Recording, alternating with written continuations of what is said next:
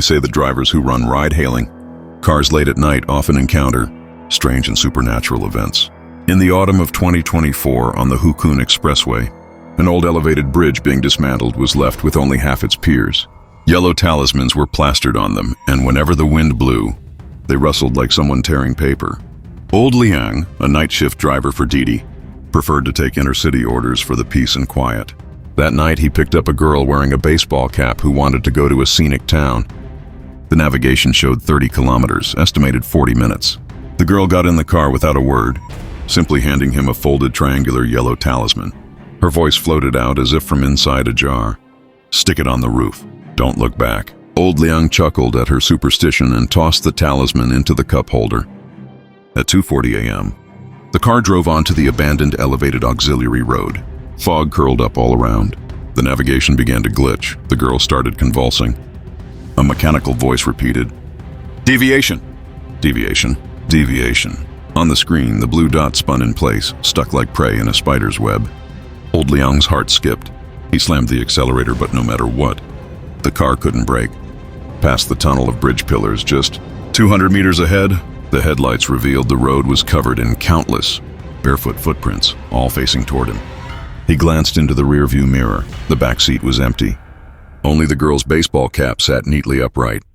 Panic-stricken, he jerked the wheel, but every turn ended with the car nose pointing straight back at the bridge tunnel.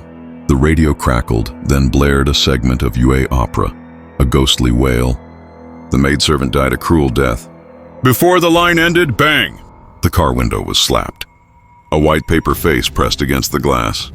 Its features were blank, waiting to be drawn. Old Liang suddenly remembered the talisman the girl had given him.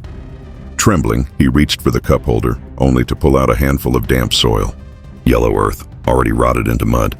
At that moment, the navigation returned, calm and sweet. "You have arrived at your destination." The fog outside the Didi car cleared. In the moonlight, the end of the overpass was not an ancient town at all, but a field of desolate graves. All the tombstones faced him. Panicked, Old Liang flung the door open and ran, but found his left foot stuck fast.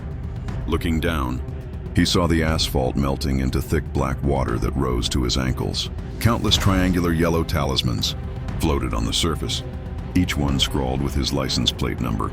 From behind came the girl's faint sigh. "I told you not to look back." "But you just had to." Stiffly, Old Liang turned. The girl stood upon a grave. Her cap pulled so low only her chin was visible. From a seam along her jaw oozed thick black blood. She pointed at his feet. The black water had already risen to his chest. Floating on the surface was a gravestone etched with today's ride order. August 1st, 2024, 2:44 a.m. Beside it, his phone chimed. A notification popped up. 5-star review. Driver safely brought me home. At dawn the next day, cleaners discovered an empty car beneath the overpass. The doors stood wide open. On the roof, a talisman lay intact. The navigation log showed the car had stopped at a junction that did not exist. Destination marked, Fengjin Ancient Tomb. From that day on, the highway gained a new rule. At exactly 2:45 a.m., all GPS systems automatically rerouted to avoid that stretch of road. Because at that time, the screen would always flicker as if someone on the other side was quietly changing the destination no one could ever reach.